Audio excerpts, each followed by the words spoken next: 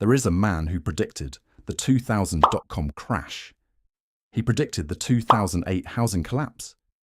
He predicted the 2020 COVID sell-off, the 2022 rate hike correction, and the inflation spike that followed. His track record reads like a horror movie script written in advance. He saw every single one coming, called them publicly, put his money where his mouth was.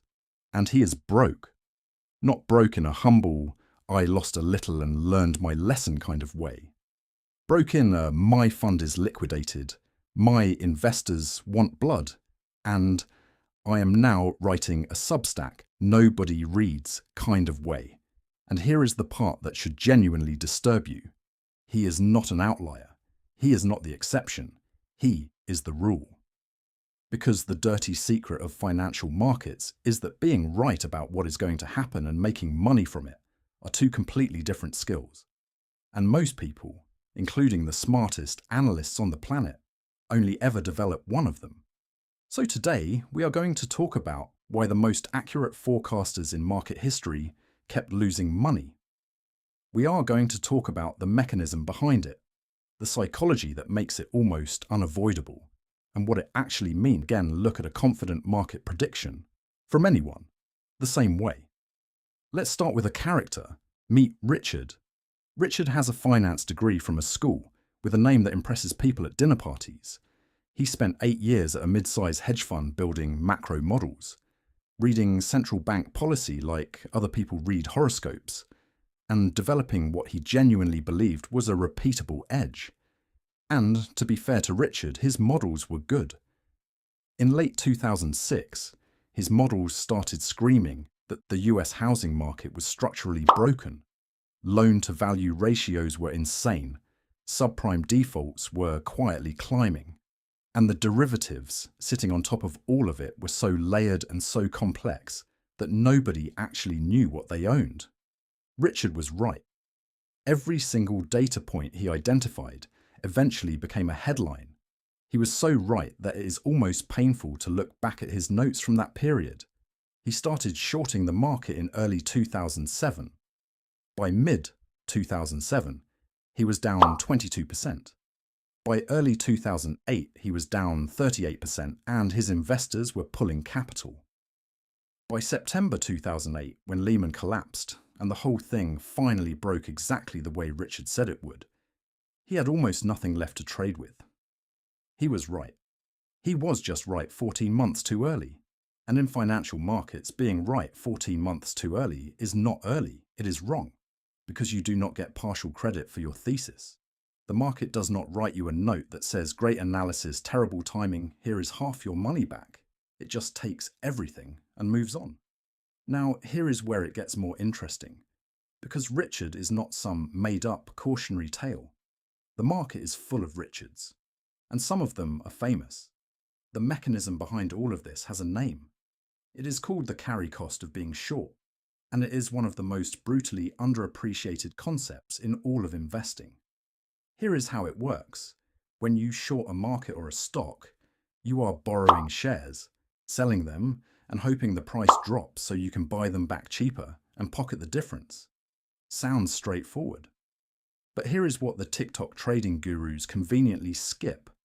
Every single day you hold that short position, it costs you money. You are paying interest on the borrowed shares. If the stock pays dividends, you owe those too. And if the market keeps going up while you are short, which it can do for a very, very long time, your losses compound in real time, while your thesis sits there completely intact, completely correct, and completely useless. This is not a small problem. In the 12 months before the dot-com bubble peaked in March 2000, the Nasdaq gained 86%. 86% in 1 year. Analysts who had correctly identified the bubble as early as 1998 and shorted it watched the market double against them before the crash they predicted finally arrived. Some of them did not survive to collect, because by the time gravity showed up, they had already been margin called into oblivion. And this is not ancient history. Between 2020 and 2021, with interest rates near zero and stimulus checks flooding the system, dozens of credible macro analysts called the top of the meme stock frenzy, the crypto mania, and the speculative growth stock bubble. They were directionally correct. The Nasdaq eventually dropped 33% in 2022. Crypto lost over 60% of its total market cap. But the analysts who shorted early, many of them blew up between 6 and 18 months before the crash they predicted, simply because the market stayed irrational longer than their capital held out. There is a phrase for this. Markets can remain irrational longer than you can remain solvent. And it is not just a clever quote, it is a mathematical reality with a body count.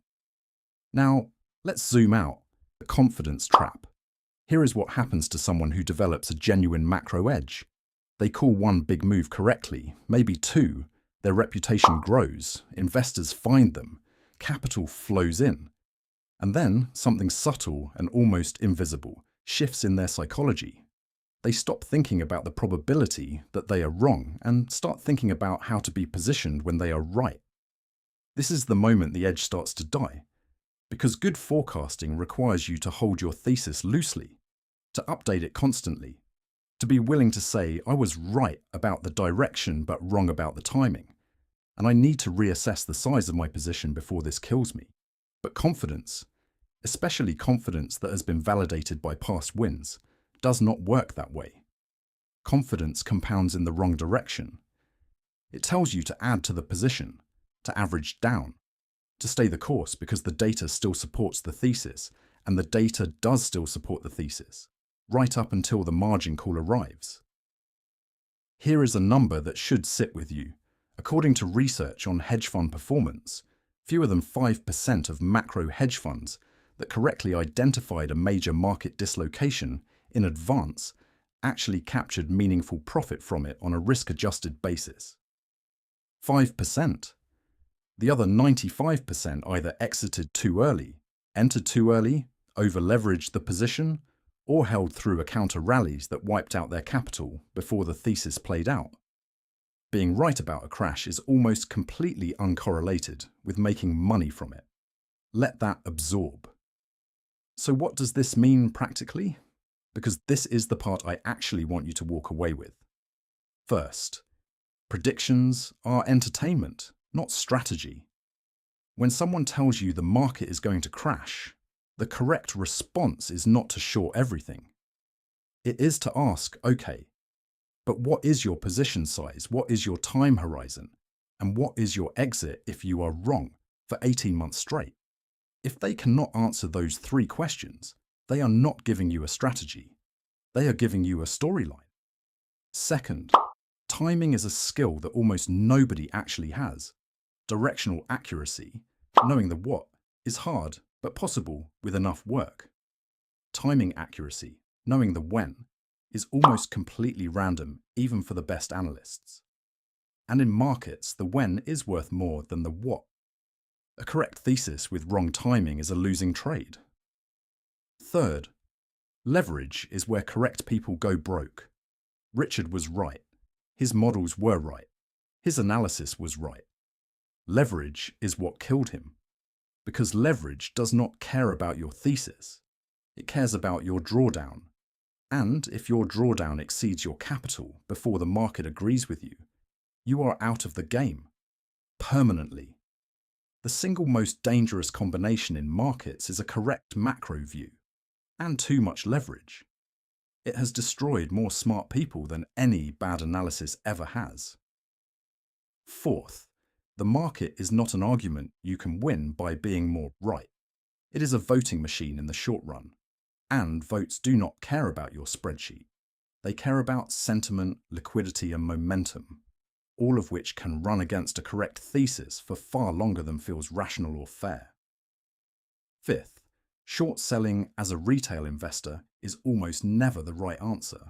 The professionals with the best data, the best models, the best track records, and the lowest borrowing costs still fail at it 95% of the time on a risk-adjusted basis. The idea that a retail investor is going to time a short correctly, manage the carry cost, survive the counter rally, and exit at the right moment is not a strategy. It is a fantasy with a brokerage account attached to it. And sixth, the most boring version of this lesson is also the most correct one. If you believe a crash is coming, the most effective hedge is not a short position. It is cash, duration management, and not being overexposed to the assets most likely to collapse. Reducing risk is not the same as betting against the market, and reducing risk does not have a carry cost that compounds against you every single day. The man who predicted every market crash and still lost everything is not a fringe case. He is the most common outcome in professional forecasting. And the reason nobody talks about it is because the narrative of the genius who saw it all coming is a much better story than the truth. So here is where I land. The next time someone tells you a crash is imminent and the data is genuinely convincing, the question is whether right even matters.